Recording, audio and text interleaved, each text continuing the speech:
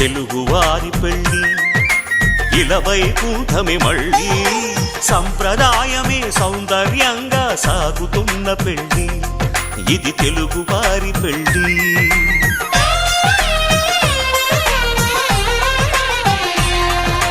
తెలుగువారి పెళ్ళి ఇలవైకుంఠమే మళ్ళీ